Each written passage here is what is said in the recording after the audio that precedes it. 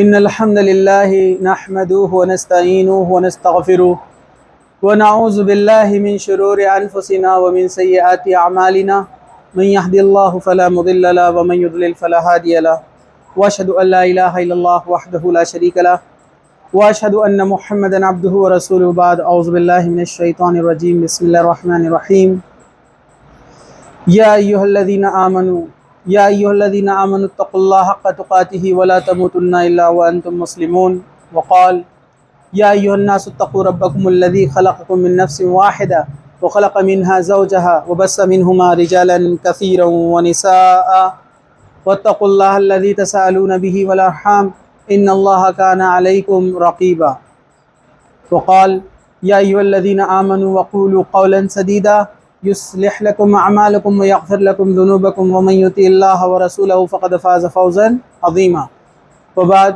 وقال النبي صلى الله عليه وسلم فإن خير الحديث كتاب الله وخير الحدي حدي محمد صلى الله عليه وسلم وشر الأمور محدثاتها وكل محدثة بدعة وكل بدعة ضلالة وكل ضلالة في النار وبعد رب اشرح لي صدري ويسر لي أمري واحلل عقدة من لساني يفقهوا قولي أما بعد۔ تمام تعریفیں اللہ رب العزت کے لیے ہے جو تمام جہانوں کا پالنے والا ہے، اور درود و سلام ہو ہمارے پیارے نبی محمد رسول اللہ صلی اللہ علیہ وسلم پر۔ آج کا جو ہمارا عنوان ہے، ہمارے انبیاءوں کی سیریز جو چل رہی تھی اس سے تھوڑا ہٹ کر ہے۔ آج کے ماحول کے اعتبار سے جو چرچا کا ابھی وشے چل رہا ہے ابھی پورے ماحول میں، تو اس میں ایک جو سب سے بڑی مسئلہ اور پریشانی وہ ہے کہ ہم علم نہیں رکھتے ہیں چیزوں کا۔ صحیح علم نہیں ہونے کی وجہ سے جب لوگ اشکالات یعنی کچھ سوالات پیدا کرتے ہیں تو ہم ان کے جواب نہیں دے پاتے، اور جب جواب نہیں ہوتا ہے تو ہم وہ حرکتیں کرتے ہیں جو کہ کبھی کبھار وہ ایکشنز نقصان دہ ثابت ہو جاتے ہیں۔ تو جو معاملہ ابھی پیش آیا تھا حضرت عائشہ رضی اللہ عنہ کے تعلق سے، تو میں نے سوچا کہ ان کی سیرت پہلے آپ کے سامنے رکھی جائے، پھر اس پر جو اشکالات اٹھتے ہیں، جو سوالات اٹھتے ہیں، انشاءاللہ اس کے تعلق سے جوابات قرآن و سنت کی روشنی میں اور ایک آج کے ماحول کے لحاظ سے ان کے کیا جواب ہونا چاہیے آپ کے سامنے پیش کیے جائے۔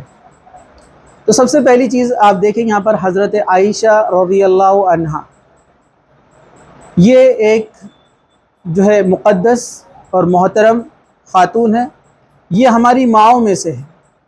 جو اللہ کے رسول صلی اللہ علیہ وسلم کی ازواج یعنی بیویاں ہیں، ان کو امہات المومنین کہا جاتا ہے، یعنی امت کی مائیں۔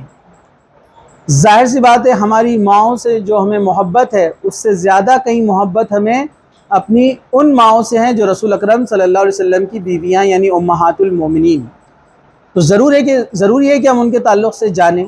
تو آپ کے سامنے مختصر سے وقت میں کوشش کی جائیں گی حضرت عائشہ رضی اللہ عنہ کی جو پاک سیرت ہے آپ کے سامنے پیش کی جائے۔ حضرت عائشہ رضی اللہ عنہ کا تعارف سب سے پہلے آپ کے سامنے یہ آتا ہے کہ حضرت عائشہ حضرت ابوبکر صدیق رضی اللہ عنہ کی بیٹی ہے۔ ان کی والدہ کا نام ام رومان ہے۔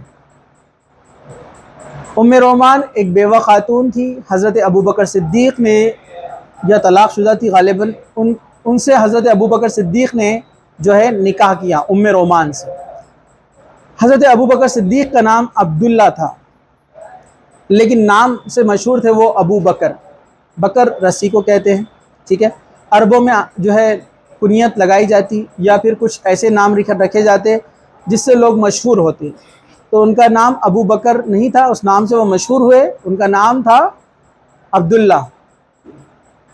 تو حضرت ابوبکر صدیق ام رومان سے نکاح کرتے ہیں، ان سے دو اولادیں ہوتی ہیں، ایک عبد الرحمن یہ بھی صحابی ہے رضی اللہ عنہ، اور دوسری حضرت عائشہ رضی اللہ عنہ۔ حضرت عائشہ کی پیدائش جو ہے تقریباً 5 نبوی میں ہوتی ہے، 5 یا 6 نبوی میں آپ کی پیدائش ہوتی ہے، 4 نبوی یا 5 نبوی کے آس پاس غالباً، ٹھیک ہے۔ اور جب مطلب اللہ کے رسول صلی اللہ علیہ وسلم نبی بنائے جا چکے تھے، اس کی بعد کی جو تاریخ ہے ایئر ہے ان کو نبوی کہا جاتا ہے، اور جب آپ نے ہجرت کی مکہ سے مدینہ اس کو ہجری کہا جاتا ہے۔ اس کے بعد معاملہ اصل میں ایسا ہوا اللہ کے رسول صلی اللہ علیہ وسلم کا جو پہلا نکاح ہوا تھا وہ حضرت خدیجہ سے ہوا تھا۔ جب حضرت خدیجہ سے اللہ کے رسول صلی اللہ علیہ وسلم کا نکاح ہوا تب اللہ کے رسول صلی اللہ علیہ وسلم کی عمر 25 سال تھی، 25 ایئر، اور حضرت خدیجہ کی عمر تھی کتنی؟ 40 سال، 15 سال وہ آپ سے بڑی تھی، 15 ایئرز۔ لوگ اس واقعے کو بیان نہیں کرتے کہ اللہ کے رسول صلی اللہ علیہ وسلم نے اس زمانے کی ایک جاہلانہ رسم کو ختم کیا جب آپ کی عمر 25 سال تھی اور حضرت خدیجہ کی 40 سال تھی، اپنے سے 15 سال بڑی عمر والی عورت سے انہوں نے نکاح کیا۔ آپ چاہتے تو کسی اور سے بھی نکاح کر سکتے تھے، آپ قریش کے خاندان سے تھے، مشہور شخصیت تھے، نوجوان تھے، خوبصورت تھے، لیکن حضرت خدیجہ ایک بزنس وومن تھی، ان کی تجارت تھی امپورٹ ایکسپورٹ۔ اللہ کے رسول صلی اللہ علیہ وسلم اس کو دیکھا کرتے تھے، آپ کی ایمانداری دیکھ کر حضرت خدیجہ نے آپ کے گھر والوں کو رشتہ بھجوایا اور اس کے بعد جو ہے آپ نے ان سے نکاح کیا۔ نکاح کرنے کے بعد حضرت خدیجہ اللہ کے رسول صلی اللہ علیہ وسلم کو بزنس حضرت خدیجہ کا بزنس اللہ کے رسول صلی اللہ علیہ وسلم ہی سنبھالتے رہے۔ جب آپ 40 سال کے ہوئے، اللہ کے رسول صلی اللہ علیہ وسلم، اللہ تعالیٰ نے آپ کو نبی بنایا۔ آپ جب نبی بنے اور نبوت ملنے کے بعد جو ذمہ داریاں آئیں، جو اخراجات آئے اور لوگوں کو اور غلاموں کو آزاد کرنے کا معاملہ آیا، حضرت خدیجہ نے اپنی تمام دولت اس کے لیے لگا دی اور اللہ کے رسول صلی اللہ علیہ وسلم کو اجازت دے دی کہ وہ ان کے مال و دولت میں سے، بزنس میں سے جتنا چاہے اتنا لے سکتے ہیں۔ اس لیے اللہ کے رسول صلی اللہ علیہ وسلم ہمیشہ فرمایا کرتے تھے، میں خدیجہ کے احسانات بھول نہیں سکتا، انہوں نے جو دین اسلام کے لیے کیے، بہت مال و دولت لگایا انہوں نے اللہ کے لیے، اللہ کے رسول کے لیے، ٹھیک ہے۔ لیکن جب اللہ کے رسول صلی اللہ علیہ وسلم کی عمر 50 کی ہوئی تب حضرت خدیجہ کا انتقال ہو گیا، اور اسی سال ابو طالب جو آپ کے چچا، جو آپ کا ایک بہت بڑا سپورٹ تھے، آپ کا بھی انتقال ہوا۔ ایک ہی سال میں 2 لوگوں کا انتقال ہوا، جس نے اللہ کے رسول صلی اللہ علیہ وسلم کو بڑا غم پہنچایا، اور اس سال کو کہا جاتا ہے غم کا سال، اور اللہ کے رسول صلی اللہ علیہ وسلم بہت زیادہ غم میں رہنے لگے۔ ظاہر سی بات ہے، بیوی بولے تو ایک سپورٹ ہوتا ہے، جب انسان باہر سے تھک ہار کر پریشانیوں کو جھیل کر گھر لوٹتا ہے اور وہاں جب گھر میں اس کو سکون اور کوئی اچھی بات کرنے والا اور سکون پہنچانے والا ملتا ہے تو وہ باہر کی تمام چیزوں کو بھول جاتا ہے۔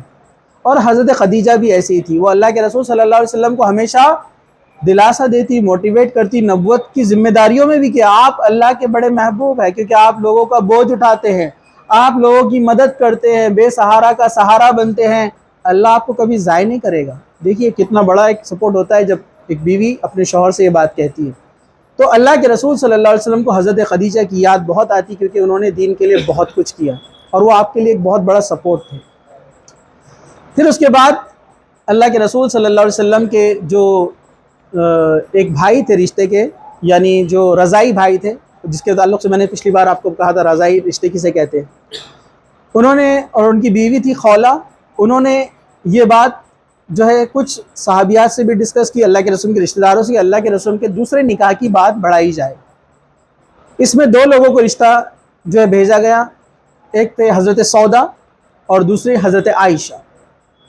حضرت عائشہ کے تعلق سے جب رشتہ بھیجا گیا حضرت ابوبکر صدیق کے پاس، تو حضرت ابوبکر صدیق نے فرمایا کہ عائشہ کے نکاح کی بات ایک کسی شخص تھا، کس کا نام عبداللہ بن سمتھنگ کچھ تو بھی تھا، میں بھول گیا، کہ اس سے پہلے ہماری بات ہو چکی ہے، پہلے ہم ان سے بات کرتے ہیں، ان سے جا کر بات کی تو انہوں نے کچھ جواب نہیں دیا، کیونکہ یہ لوگ ایمان لا چکے تھے، یہ فیملی مسلم ہو چکی تھی حضرت ابوبکر صدیق کی، اور جن سے رشتہ طے کیا گیا تھا حضرت عائشہ کے، وہ ایمان نہیں لائے تھے، اس لیے کہا کہ ہم رشتہ نہیں کر سکتے کیونکہ تم ہمارے باپ دادا کے دین سے ہٹ گئے۔ تو حضرت ابوبکر صدیق نے کہا ٹھیک ہے، لیکن جب حضرت ابوبکر صدیق رضی اللہ عنہ کے پاس حضرت اللہ کے رسول صلی اللہ علیہ وسلم کا پیغام آیا نکاح کا، تو حضرت ابوبکر صدیق کہنے لگے کہ عائشہ کا نکاح اللہ کے رسول صلی اللہ علیہ وسلم سے کیسے ہوگا، وہ تو میرے بھائی ہے، مطلب دونوں ایک اچھے خاصے دوست تھے، کہا کہ وہ تو میرے بھائی ہے، اس حساب سے عائشہ ان کی بھتیجی ہوئی۔ اللہ کے رسول صلی اللہ علیہ وسلم کو یہ جواب جب پہنچایا گیا تو اللہ کے رسول صلی اللہ علیہ وسلم نے فرمایا کہ جو دینی رشتہ ہے وہ خونی رشتہ نہیں ہوتا، اس لحاظ سے عائشہ جو ہے مجھ پر حلال ہے، مطلب نکاح ہو سکتا ہے۔ تو عرب میں یہ بھی ایک مسئلہ تھا، اس معاملے کو بھی لوگ خونی رشتے سے زیادہ بڑھ کر دے دیتے اور نکاح نہیں کرتے، مطلب جو حلال رشتے اس کو حرام قرار دیتے تھے۔ اس رسم کو بھی توڑنا تھا اس کے ذریعے سے، اور اس کے بہت کیا حکمت ہے میں آپ کو بتاؤں گا ابھی۔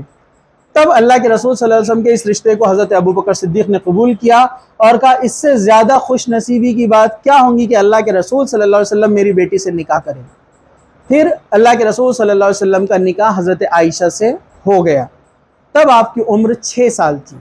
کیسے، کیوں، وجہ، حکمت، یہ سب میں آپ کو ابھی بیان کروں گا۔ بہت سارے مسلمان بھی یہ بات سن کر بڑے پریشان ہو جاتے، ایسا کیسا 6 سال کی عمر میں، ارے اپنے پاس تو وہ لڑکی 6 سال کی اتنی سی، کیسے کریں گے اس کی شادی؟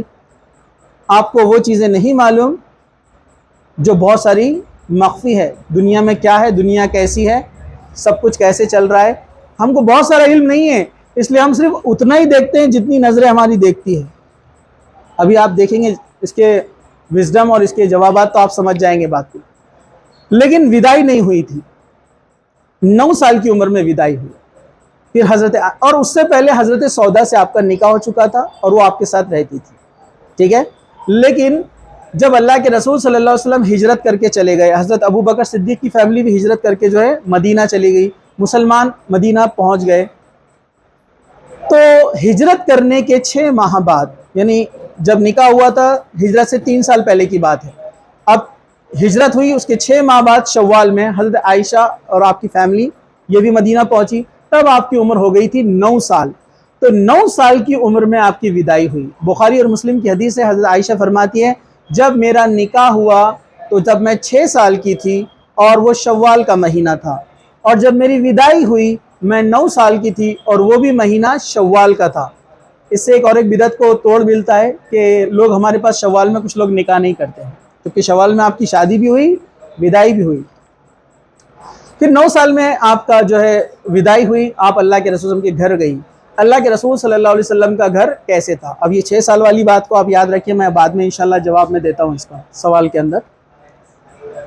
پھر جب آپ اللہ کے رسول صلی اللہ علیہ وسلم کے گھر گئی تو آپ کا گھر ایک دم سادہ تھا، ایک چھوٹا سا کمرہ، چھت اتنی کی اگر آپ ہاتھ لگائے تو ہاتھ لگ جائے، کھجوروں کے پتوں کی چھت بنی ہوئی تھی، اس پر ایک بڑا سا موٹا سا کپڑا ڈالا ہوا تھا پانی سے بچنے کے لیے، کچی دیواریں تھی، ایک چارپائی تھی بس، اونلی ون، ایک بستر بچھانے کا تھا اور ایک گھاس کا بنا ہوا تکیا جو ہے کوکونٹ ٹری کے پتوں سے بنا ہوا تھا، ایک چھوٹا سا برتن کھجورے وغیرہ رکھنے کے لیے، کھانے پینے کے لیے سب ایک ہی برتن، اور پانی کے لیے ایک برتن۔ یہ اللہ کے رسول صلی اللہ علیہ وسلم کا گھر، لیکن وہ ایک خوشحال فیملی تھی، کوئی غم نہیں، کوئی کمپلین نہیں، کوئی پرابلم نہیں۔ مطلب خوشیاں ایمان سے آتی ہے، ساز و سامان سے نہیں آتی ہے۔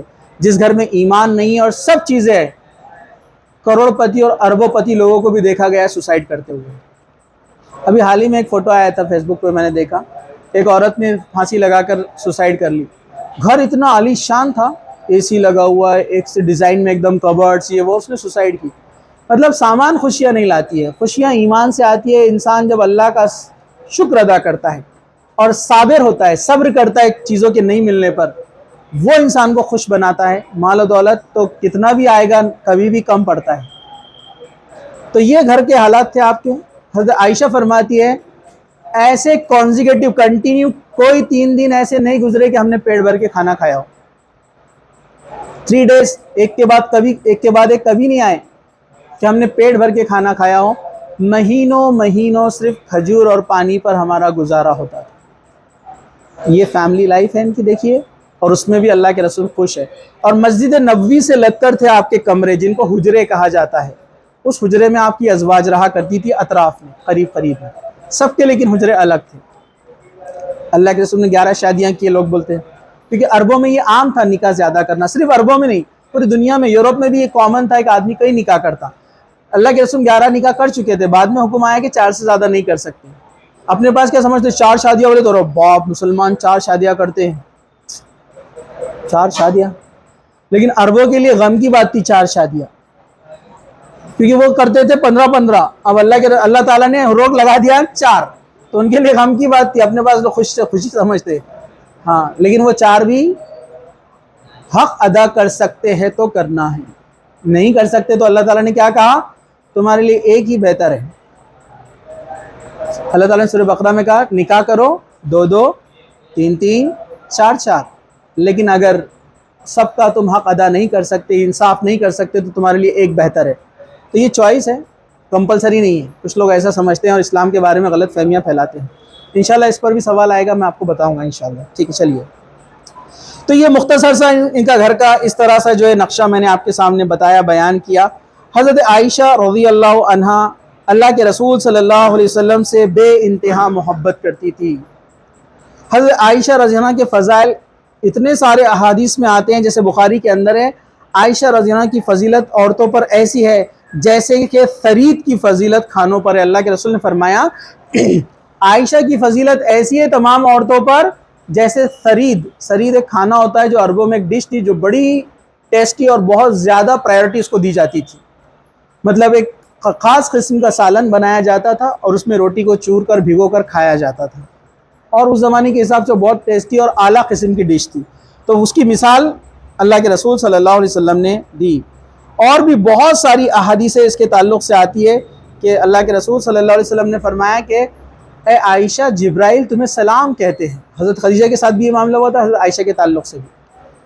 پھر ایک بار اللہ کے رسول صلی اللہ علیہ وسلم نے فرمایا کہ اے عائشہ، نکاح سے پہلے جبرائیل میرے پاس 2 بار آئے، اور ایک کپڑے میں کوئی چیز تھی جو مجھے انہوں نے لا کر دی اور کہا کہ اسے کھولیے. میں نے اسے کھولا تو میں نے دیکھا تم اس میں تھی. یہ خواب دیکھا، اور یہ خواب مجھے 2 بار آیا. تو مجھے لگا کہ یہ اللہ کی طرف سے اگر حکم ہوگا تو اللہ تعالیٰ کسی ذریعے سے میرا نکاح تمہارے سے کروا دے گا، اور ویسے ہی ہوا. تو یہ حضرت عائشہ سے اللہ کے رسول کا نکاح ہونا یہ اللہ کی طرف سے طے شدہ بات تھی. ٹھیک ہے، چلیے ہم آگے بڑھتے ہیں. عائشہ رضی اللہ عنہ کی رسول اکرم صلی اللہ علیہ وسلم سے شادی جو ہے شوال میں ہوئی، یا کچھ روایت کے مطابق رمضان سے پہلے یا رمضان کے اندر ہوئی، اور اس کے تعلق سے شوال میں وداعی ہوئی. یہ میں نے آپ کو سامنے یہ تمام چیزیں رکھ دی. بہت ساری روایتیں ہیں، ہم ڈیٹیل میں نہ جاتے ہوئے شارٹ میں آگے بڑھتے ہیں. حضرت عائشہ کی جو رخصتی ہوئی، وداعی ہوئی، اس وقت آپ کی عمر 9 سال تھی. اسے بخاری مسلم دونوں نے روایت کیا ہے. اور اللہ کے رسول صلی اللہ علیہ وسلم اور حضرت عائشہ رضی اللہ عنہ مدینہ میں وہ ایک ساتھ جو ہے رہنے لگے.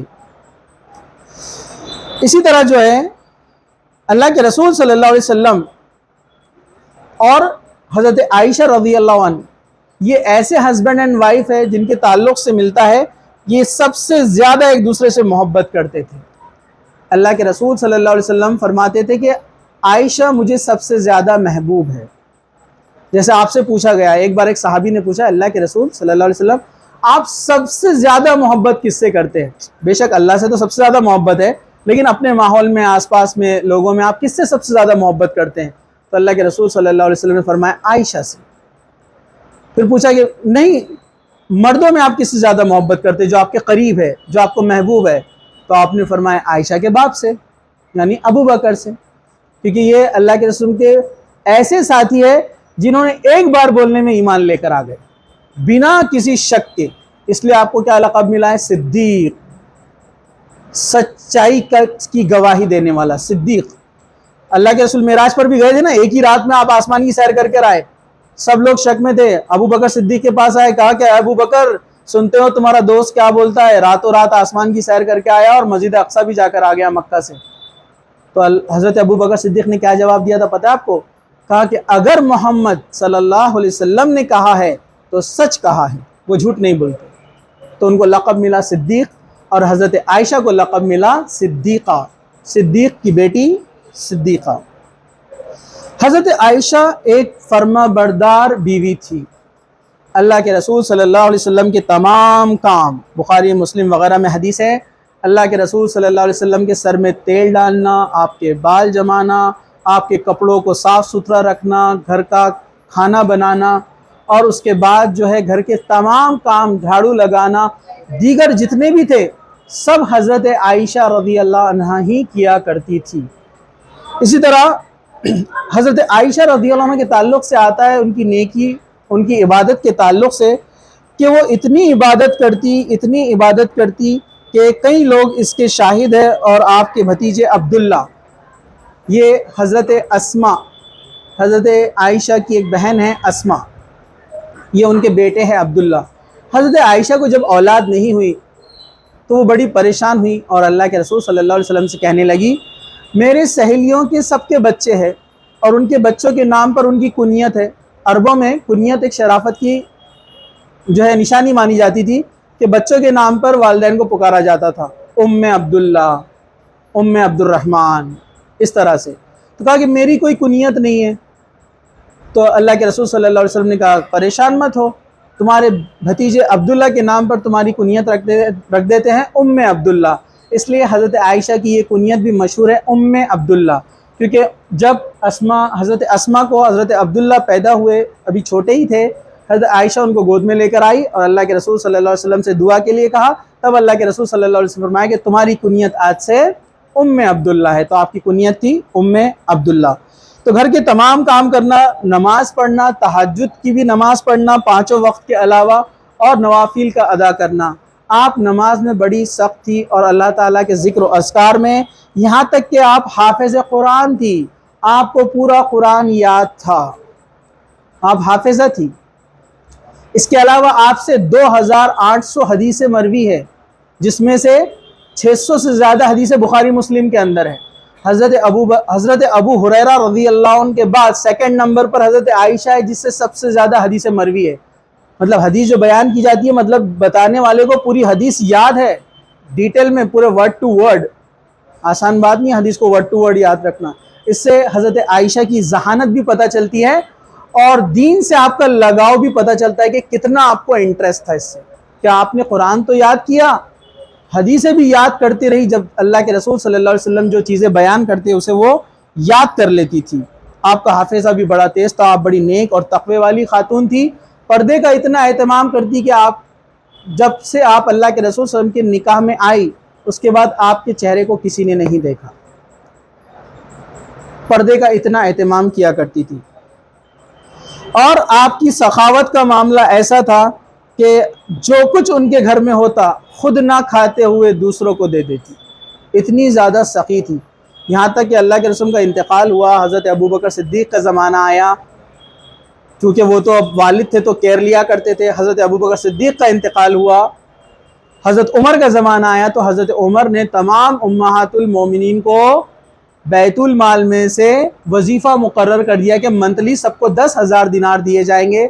حضرت عائشہ کو 12,000 دینار دیے جاتے تھے، کیونکہ ان کی سخاوت، ان کو پتہ تھی کہ ان کو دیا جائے گا، خرچ بہت کر دیں گے، غریبوں کو بانٹ دیں گے، تو حضرت عمر ان کو 12,000 دینار دیتے۔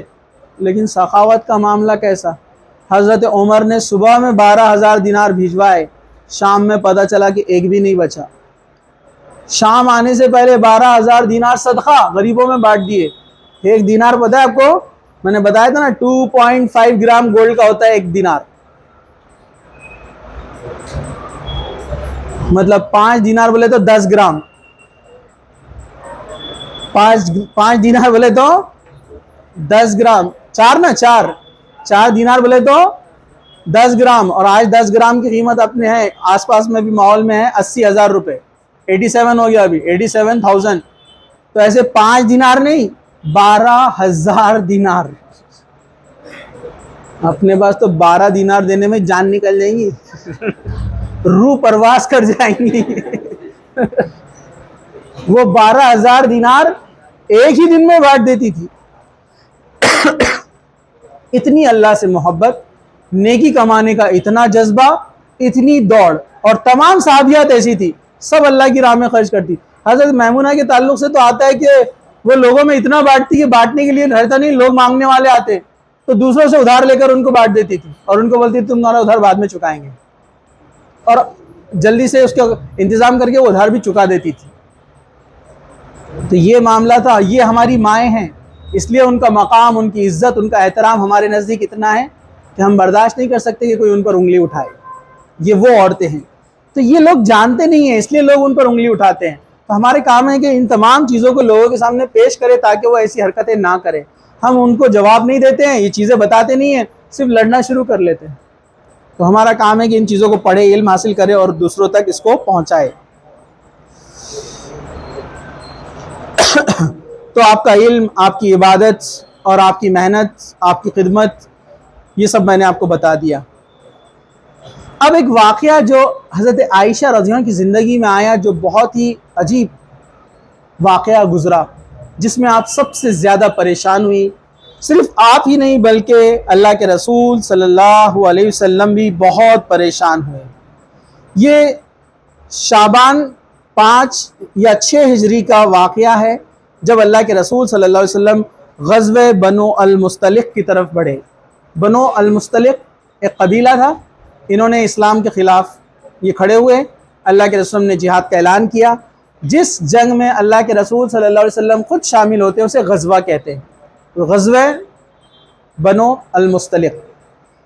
اس میں سامنے والے جو پارٹی یعنی جو دشمن تھے یہ بہت زیادہ تعداد میں نہیں تھے، بہت زیادہ ان کے پاس ہتھیار نہیں تھے، تو اس جہاد میں مسلمانوں کی طرف سے بہت سارے منافق بھی آگئے تھے۔ ان کو معلوم تھا اس میں زیادہ رسک نہیں ہے، وار کے اندر سامنے والے جو دشمن ہے کمزور ہے، اس میں زیادہ رسک نہیں ہے، چلو اپن بھی جائیں گے، مال غنیمت ملے گا نا، جب مال بٹے گا تو اپنے کو بھی مل جائے گا، اس لیے بہت سارے منافق بھی اس میں گھس گئے۔ اس کے کیا نقصان ہوا میں آپ کو بتاتا ہوں۔ جب آپ غزوہ سے واپس لوٹے تو ایک مقام پر آپ نے پڑاؤ ڈالا۔ اس سفر اللہ کے رسول کی عادت تھی، جب بھی آپ کسی سفر پر جاتے تو ایک بیوی کو ساتھ لے کر جاتے، ہر بار سب کی باری ہوتی، اس بار حضرت عائشہ آپ کے ساتھ تھی۔ حضرت عائشہ نے گھر سے نکلنے سے پہلے حضرت اسما کا ایک ہار لے لیا تھا پہننے کے لیے۔ عورتوں میں اکثر یہ چیز ہوتی ہے کہ کوئی چیز پہن کر جاتی ہے کہیں پر، ٹھیک ہے، یہ ناز اور زیب و زینت عورتوں کا ہے تو وہ کر سکتی ہے اسے۔ انہوں نے وہ ہار پہنا تھا۔ جب وہ واپس لوٹے اور ایک مقام پر رکے تو حضرت عائشہ جس اونٹ یا گھوڑے پر سوار تھی اس پر ایک پالکی کی طرح ایک سواری ہوا کرتی تھی، ٹھیک ہے، مطلب ایک ایسا لکڑی کا ایک بنا ہوا ہوتا تھا چوکون قسم کا کیوب شیپ، جس میں پردے ڈالے ہوئے ہوتے ہیں، اور عورتیں اس میں بیٹھا کرتی جو ساتھ ہوتی۔ حضرت عائشہ بھی اس میں تھی، لیکن اچانک آپ کو قضائے حاجت کی ضرورت محسوس ہوئی، آپ وہاں سے اتری اور جنگل کی طرف گئی، اور فارغ ہو کر جب واپس آئی تو انہوں نے دیکھا گلے میں ہار نہیں ہے، وہ ہار گر گیا ہے۔ اسے ڈھونڈنے کے لیے وہ واپس گئی، اور جو وہاں پر خادم تھے ان کو لگا کہ حضرت عائشہ اس میں بیٹھی ہوئی ہے، انہوں نے اس کو اٹھایا اور سواری پہ چڑھا دیا۔ حضرت عائشہ کا اس وقت جو ہے آپ کی جو ویٹ ہے، آپ کا جو وزن ہے بہت کم تھا، آپ دبلی پتلی تھی، ان کو سمجھ میں نہیں آیا کہ وہ اس میں ہے یا نہیں ہے، اور پھر وہ وہاں سے چلے گئے۔ حضرت عائشہ جب واپس آئی تو دیکھا قافلہ پورا چلا گیا۔ آپ بڑی پریشان ہوئی، پھر سوچا کہ اللہ کے رسول صلی اللہ علیہ وسلم جب چیک کریں گے سواری کو، جب مجھے نہیں پائیں گے تو واپس لوٹ کر آئیں گے، اس لیے وہ وہیں پر اپنی چادر اوڑھ کر بیٹھ گئی، لیکن بیٹھے بیٹھے ان کو نیند آ گئی اور وہ وہیں سو گئی۔ قافلے کے سب سے پیچھے حضرت صفوان، یہ ان کی ڈیوٹی تھی، ہر قبیلے میں قافلے میں ایسے ہی ہوتا تھا، ایک آدمی پیچھے سے آتا تھا تاکہ قافلے کا گرا ہوا سامان اٹھا لے۔ وہ جب آئے تو دیکھا کہ کوئی عورت وہاں پر لیٹی ہوئی ہے۔ جب قریب پہنچے تو ان کے جو ہے حلیے وغیرہ سے وہ پہچان گئے کہ یہ حضرت عائشہ ہے، اور انہوں نے آتے ہی پڑھا اِنَّ لِلَّهِ وَإِنَّا إِلَيْهِ رَاجِعُونَ۔ یہ بات سنتے ہی حضرت عائشہ اٹھ پڑی اور انہوں نے پردہ اور ٹھیک کر لیا۔ حضرت صفوان نے اپنا اونٹ آگے کیا، کہا کہ آپ اس پہ بیٹھ جائیے، وہ اس پر بیٹھ گئی، اور وہ اونٹ کی لگام پکڑ کر پیدل ہی ان کو سفر پورا وہاں تک آ گئے جہاں پر قافلہ تھا۔ معاملہ یہاں پر ہو گیا، لیکن جب حضرت عائشہ وہاں پر پہنچی تو جو سفر سے وہ آئی تھی تو کچھ ان کو بخار آ گیا اور وہ بیمار ہو گئی، اور گھر میں ہی جو ہے زیادہ وقت گزارنے لگی۔ اب منافقین جو تھے اسلام کے خلاف کچھ نہ کچھ چالیں ہمیشہ چلتے رہتے تھے، اور اس غزوے میں منافق زیادہ تھے، جن کا سردار تھا عبداللہ بن ابی۔ عبداللہ بن ابی یہ منافق تھا اور سب کو پتا تھا اس کے بارے میں، یہ مسلمانوں کے خلاف مسلمان بن کے مسلمانوں میں رہتا تھا لیکن مسلمانوں کو تکلیف پہنچاتا۔ منافق کون ہوتے ہیں؟ جو منہ سے تو کلمہ پڑھتے ہیں لیکن دل سے وہ ایمان نہیں لاتے۔ تو عبداللہ بن ابی نے یہ بات پھیلا دی، نعوذ باللہ، کہ حضرت عائشہ اور حضرت صفوان کے تعلق سے اس نے آپس میں یہ غلط بات پھیلائی کہ حضرت عائشہ ناپاک ہو گئی حضرت صفوان کے ساتھ میں۔ یہ بات جب پہنچی تو جو پکے ایمان والے تھے انہوں نے کہا اللہ کی پناہ، ایسی بات مت پھیلاؤ، تم کس کے تعلق سے بات پھیلا رہے ہو، کس پر انگلی اٹھا رہے ہو؟ لیکن جو منافقین تھے وہ بات کو پھیلاتے رہے، اور جو کمزور مسلمان تھے، جس میں حسان جو ہے، حضرت حسان بھی ہے جو کہ شاعر رسول ہے، اور اسی طرح جو ہے ایک اور 2 لوگ ہیں، میں نام بھول رہا ہوں ان کا، ان لوگوں نے بھی اس میں شک و شبہ جو ہے شروع کر دیا کہ ہاں ایسا کیسے ہوا۔ اس میں سے ایک شخص تھا جو کہ حضرت عائشہ کے خلیری بہن کا بیٹا تھا، اس نے بھی اس میں بڑھ چڑھ کر حصہ لیا، یہاں تک کہ حضرت ابو بکر صدیق کا ایک خالہ زاد بھائی جو تھا، یہی تھا جس کے بارے میں بیان کر رہا ہوں، اس نے بڑھ چڑھ کر اس میں حصہ لیا۔ حالانکہ اس کا کھانا پینے کا نظم جب وہ مکہ سے مدینہ آئے حضرت ابو بکر صدیق سنبھالا کرتے تھے، وہ احسان فراموش شخص نے کیا کیا، ان پر الزام لگایا۔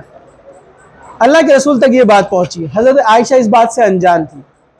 اب ان کی جو خالہ زاد بہن تھی، حضرت عائشہ فرمانے لگی ایک بار میں اس کے ساتھ صبح قضاء حاجت کے لیے ہم لوگ کھیت میں گئے، مطلب جھاڑی کی طرف گئے، وہاں پر جب ہم گئے تو باتوں ہی باتوں میں اس کا پیر پھسلا اور وہ اپنے ہی بیٹے کو لعنت اور ملامت کرنے لگی۔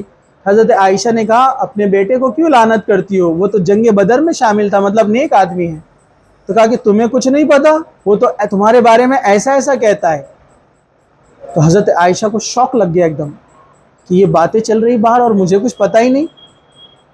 ان کی بیماری اور زیادہ شدید ہو گئی، اور زیادہ بخار چڑھ گیا، اور وہ رونے لگی، اپنی والدہ کے پاس گئی، ام رومان کے پاس، کہا کہ لوگ میرے بارے میں ایسا ایسا کہتے ہیں۔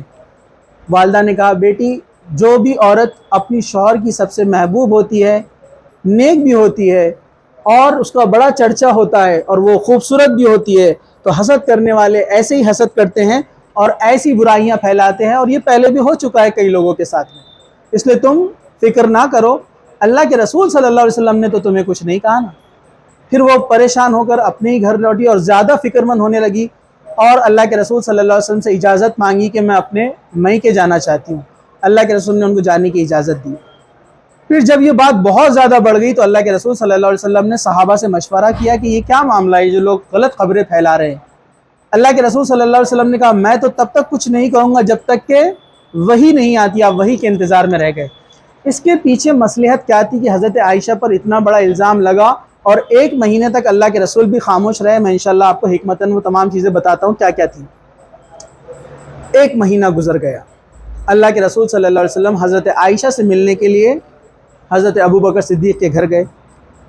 حضرت ابو بکر صدیق کے گھر گئے، حضرت عائشہ کو بلایا اور کہا کہ اے عائشہ، اللہ تعالیٰ نے ابھی تمہارے تعلق سے کوئی وحی نازل تو نہیں کی ہے، لیکن میرا مشورہ ہے کہ اگر تم نیک اور پاک دامن ہو، تم سے کوئی غلطی نہیں ہوئی ہے، تو اللہ ضرور تمہاری برات، یعنی تمہاری طرف سے جو ہے بے گناہی کا ثبوت وحی کے ذریعے نازل کرے گا، اور اگر تم سے گناہ ہوا ہے، غلطی ہوئی ہے، تو اللہ بڑا معاف کرنے والا ہے، تم توبہ کرو۔ حضرت عائشہ کہنے لگی میں اس گناہ کے لیے کیوں توبہ کروں جو میں نے کیا نہیں، میں تو ہرگز توبہ نہیں کروں گی کیونکہ میں نے کوئی گناہ کیا ہی نہیں، اور میں اللہ پہ یقین رکھتی ہوں اور میں اللہ تعالیٰ کا انتظار کروں گی۔ اور وہ روتی ہوئی گئی اور اپنے کمرے میں سو گئی۔ بس اتنا ہی کہنا تھا کہ اللہ کے رسول صلی اللہ علیہ وسلم پر خشی طاری ہو گئی، مطلب جب بھی آپ پر وحی آتی آپ نارمل حالت سے ہٹ کر ہو جاتے، کیونکہ وحی کا آنا کوئی معمولی بات نہیں ہے۔ ایک صحابی فرماتے ہیں ایک بار قرآن کی چند آیتیں اتری، اس وقت اللہ کے رسول صلی اللہ علیہ وسلم میرے قریب بیٹھے ہوئے تھے اور آپ کا پیر میرے پیر کے اوپر تھا، ایسے دوستی میں جس طرح بیٹھتے ہیں نا قریب قریب۔ کہا کہ اللہ کے رسول پر وحی اترنا شروع ہوئی، میرے پیر پر اتنا وزن آیا کہ ایسا لگا کہ میری ران یعنی پیر کی ہڈی ٹوٹ جائے گی، اتنا زیادہ پریشر پڑا۔ ایک بار اللہ کے رسول اونٹنی پر بیٹھے ہوئے تھے اور وحی اتر رہی تھی، اللہ کے رسول کی جب دل پر وحی اترتی تو پورا پسینہ پسینہ آپ ہو جاتے، اونٹنی بھی وزن برداشت نہیں کر سکی اور اونٹنی وہاں پر بیٹھ گئی۔ وحی کا آنا کوئی معمولی بات نہیں رہتی ہے، کیونکہ جبرائیل علیہ السلام اللہ کی طرف سے لے کر آتے۔ قرآن کے اندر بہت زبردست اثر ہے۔ اللہ تعالیٰ نے قرآن میں کہا کہ اگر ہم اس قرآن کو پہاڑ پر اتارتے تو ریزہ ریزہ ہو جاتا۔ قرآن اتنا جلالی ہے، صرف نبی کا دل ہی اس کو برداشت کر سکتا ہے، کیونکہ اللہ تعالیٰ نبیوں کو عام انسانوں سے ہٹ کر خاص قوت عطا کرتا ہے۔ تو پھر اس کے بعد وحی آنا شروع ہوئی، 10 آیتیں نازل ہوئی، 10 آیتیں حضرت عائشہ کے تعلق سے۔ مطلب یہ کیسی خاتون ہے آپ سمجھ جائیے، ان کا مقام اللہ کے نزدیک کتنا بڑا ہے کہ ان کے تعلق سے قرآن کی آیتیں نازل ہوئی۔ اللہ تعالیٰ نے آپ کے تعلق سے، آپ کی بے گناہی کے تعلق سے جو ہے بیان کیا۔ جب حضرت عائشہ سے جب اللہ کے رسول صلی اللہ علیہ وسلم نے کہا تھا کہ اگر تم سے غلطی ہوئی تو توبہ کر لو، تو انہوں نے جواب میں ایک سورہ یوسف کی آیت پڑھی تھی۔ اس سے پتہ چلتا ہے کہ وہ کتنی بڑی عالمہ تھی کہ وقت پر اس آیت کو انہوں نے کوٹ کیا، فَاصْبِرْ جَمِيلٌ وَاللَّهُ الْمُسْتَعَانُ عَلَى مَا تَصِفُونَ، کہا کہ میں تو وہی کہوں گی جو یوسف علیہ السلام کے وقت جو یوسف علیہ السلام نے کہا تھا، صبر ہی بہتر ہے، تم لوگ جو کچھ کہتے ہو اس پر اللہ کی مدد مجھے مطلوب ہے، مطلب میں اللہ کی مدد طلب کرتا ہوں۔ یہ حضرت یعقوب نے کہا تھا جب ان کے بچوں نے کہا تھا کہ یوسف کو بھیڑیا کھا گیا، یوسف کو بھیڑیا کھا گیا، تو یعقوب علیہ السلام جو باپ تھے وہ کیا کہنے لگے، میں تو صبر کرتا ہوں، اب صبر ہی سب سے بہترین ہے، بس اللہ کی مدد آئیں گی۔ حضرت عائشہ بھی یہی بول کر گئی کہ بس اب میں صبر کروں گی اور اللہ کی مدد ضرور آئیں گی، اور واقعی میں اللہ تعالیٰ کی جو ہے مدد آئی۔ سورہ نور کی جو آیتیں ہیں وہ نازل ہونا شروع ہوئی، ان الذین جاؤوا بالافک عصبۃ منکم لا تحسبوہ شرا لکم، یہ جو آیتیں آگے مسلسل جاری رہی، جس کا ترجمہ ہے جن لوگوں نے یہ افطرا، اس کو واقع افک کہتے ہیں، افک یا افک، جس کا مطلب ہوتا ہے بہتان باندھنا، کسی پر الزام تراشی کرنا، جن لوگوں نے یہ افطرا یعنی یہ بہتان باندھا کہ وہ تم ہی میں سے کچھ لوگ ہیں، تم اس کو برا نہ سمجھو۔ یہ منافقین نے جو بہتان باندھا ہے، اللہ کے رسول آپ اس کو برا نہ سمجھو۔ کیوں کہا اتنا بڑا واقعہ ہو گیا؟ پھر اللہ تعالیٰ کہہ رہا ہے اس کو برا مت سمجھو جو کچھ ہوا، کیوں؟ دیکھیے اس کی حکمت، بلکہ اس میں تمہاری بہتری تھی کہ مومنوں اور منافقین کی تمیز ہو جائے، ہر شخص کو اتنا حصہ گناہ کا ضرور ملے گا جتنا گناہ اس نے کیا ہوگا، اس پر اتنا ہی عذاب آئے گا۔ یہاں وارننگ دی گئی کہ منافقین نے جو الزام لگایا ان کے لیے تو سخت عذاب ہے، کیونکہ جتنا بڑا الزام انہوں نے لگایا ان کو سزا بھی اتنی بڑی ہے قیامت میں۔ اس لیے اور جو مسلمان اس میں شامل تھے، جنہوں نے بڑا حصہ تو نہیں لیا، تھوڑا حصہ لیا تھا الزام لگانے میں، کہا ان کو بھی سزا ہے، تو ان کو سزا دی گئی۔ تو جو مسلمانوں نے اس میں شرکت کی تھی، ان کے جو خالازاد بھائی تھے اور دیگر لوگ، ان لوگوں کو 100 کوڑے مارے گئے، یہ ان کی سزا تھی۔ اور روایت میں آتا ہے عبداللہ بن ابی کو سزا نہیں دی گئی، کیونکہ اس کی سزا آخرت میں ہے، کیونکہ وہ منافق تھا۔ مسلمانوں کو تنبیہ کی گئی، تھوڑی سزا دی گئی کہ وہ سدھر جائے، اپنی اصلاح کر لے، لیکن عبداللہ بن ابی کو چھوڑ دیا گیا کیونکہ پتہ ہے کہ منافق ہے، اس کی سزا اللہ تعالیٰ کے پاس ہے۔ اس طرح جو ہے اللہ تعالیٰ نے فرمایا کہ اس میں تمہارے لیے بہتری تھی۔ اب آپ بولیں گے اتنا بڑا واقعہ ہو گیا، اللہ تعالیٰ کیوں کہہ رہا ہے کہ اس میں تمہارے لیے بہتری تھی؟ دیکھیے حضرت عائشہ پر الزام لگایا گیا، اللہ کے رسول 1 مہینہ خاموش رہے، اس سے ہمارے لیے کیا سیکھ ہے؟ نبی غیب کا علم نہیں رکھتے، نبی غیب کا اتنا ہی علم رکھتے جتنا اللہ تعالیٰ دیتا ہے۔ 1 مہینے تک اللہ کے رسول کو علم نہیں تھا، اس لیے آپ خاموش تھے، جب وحی آئی تب آپ نے کہا کہ عائشہ بے گناہ ہے۔ اس سے پتہ چلتا نبی عالم الغیب نہیں ہوتے، بلکہ عالم الغیب ہوتے ہیں، لیکن اتنا جتنا اللہ ان کو علم دیتا ہے اتنا ہی، باقی چیز ان کو پتہ نہیں رہتی۔ دوسرا، جب مومن تھے، مسلمان جو لوگ تھے، وہ چھانٹ دیے گئے منافقین سے، تو جو مومن تھے انہوں نے پکے ارادے سے کہا کہ حضرت عائشہ پر یہ الزام صحیح نہیں ہے، اور وہ خاموش رہے، انہوں نے کچھ نہیں کہا۔ اور جو منافقین تھے وہ شک میں پڑ گئے اور ان کے تعلق سے انگلیاں اٹھانے لگے، تو اللہ تعالیٰ نے کہا ہم نے یہ اس لیے کیا کہ اللہ کے رسول آپ کے سامنے لوگوں کا فرق سامنے آ جائے کہ کون اچھے کون برے، جیسے بولتے نا برے وقت میں سمجھ میں آتا ہے کون اپنا ہے کون پرایا ہے، جب ضرورت رہتی تو بھاگ جاتے نا لوگ پرائے، اور جو اپنے رہتے ساتھ نہیں چھوڑتے۔ تو مصیبت آتی ہی اس لیے ہے، یہ ڈفرینسیشن کرتی ہے اپنوں میں اور غیروں میں۔ بچے والدین سے ناراض ہوتے ہیں، سگے بھائی بہنوں سے ناراض ہوتے ہیں، جب ہاسپٹل میں ایڈمٹ ہوتے ہیں تو وہی آپ کے پاس آتے ہیں، دوسرے نہیں آتے ہیں۔ تو یہ بات کو سمجھیے، تو اللہ تعالیٰ کا آزمانا تھا اس واقعے کے ذریعے سے، ٹھیک ہے۔ حضرت عائشہ کا صبر، اللہ پر یقین، یہ بھی ایک آزمانا تھا اپنی بندی کے تعلق سے۔ اللہ تعالیٰ اتنا خوش ہوا اپنی بندی پر کہ اس نے اتنے بھروسے پہ کہا کہ میں وہی کہوں گی جو یعقوب نے کہا تھا اپنے بچوں کو۔ اللہ تعالیٰ نے ان کے لیے آیتیں نازل کر دی، قرآن کی آیتیں، پھر سب معاملہ کلیئر ہو گیا اور کسی کے دل میں شک باقی نہیں رہا، کیونکہ قرآن کی آیت ہے۔ اس لیے بہت سارے علماء نے لکھا ہے، امام ابن تیمیہ وغیرہ سبھی نے لکھا ہے کہ جو شخص قرآن کی یہ آیت آنے کے بعد بھی نعوذ باللہ حضرت عائشہ کو شک کی نظر سے دیکھے، وہ کافر ہے، وہ منافق ہے۔ تمام علماء کا اس پہ فتویٰ ہے، جو حضرت عائشہ کے تعلق سے الفاظ نکالے کچھ بھی غلط سلط، وہ شخص کافر ہے، منافق ہے، کیونکہ ان کی برات، ان کی بے گناہی کس نے ثابت کر دی؟ اللہ تعالیٰ نے خود ثابت کی ہے، اور قرآن حق ہے۔ ٹھیک ہے، چلیے پھر ایک بار ایک واقعہ ایک اور ایسا ہوا، ایک اور سفر پہ حضرت عائشہ تھی، ایک بار ہار پھر گم گیا۔ اب کم عمر تھی تو ایسی گڑبڑی ہوتی ہے نا کبھی کبھی انسان سے۔ حضرت عائشہ لیکن فوراً اللہ کے رسول کے پاس گئے، کہا کہ ہار پھر سے گم گیا۔ حضرت عائشہ، اللہ کے رسول نے فرمایا کچھ صحابہ کے جاؤ ڈھونڈ دو، سب گئے ڈھونڈ کر لے کر آئے۔ ڈھونڈنے میں سفر کو رکنا پڑا ایک جگہ پر، قافلے کو، لیکن جہاں رکے تھے نماز کا وقت ہو گیا اور پانیش نہیں تھا۔ سب لوگ حضرت ابوبکر صدیق کے پاس آئے، آپ کی بیٹی نے تو ہم کو پریشان کر دیا، اس سے پہلے بھی ہم پریشان ہوئے، ابھی بھی پریشان ہو گئے۔ حضرت ابوبکر صدیق حضرت عائشہ کے پاس آئے، کیا بیٹی تمہاری وجہ سے ہم ہر بار پریشانی میں چل جاتے ہیں، لیکن ابھی وہ نہیں جانتے تھے کہ ابھی دوسری اور ایک اللہ تعالیٰ کی طرف سے فضیلت نازل ہونے والی تھی حضرت عائشہ کی وجہ سے۔ دیکھیے حضرت ابوبکر، اوکے ہاں چلیے آگے بڑھتے ہیں۔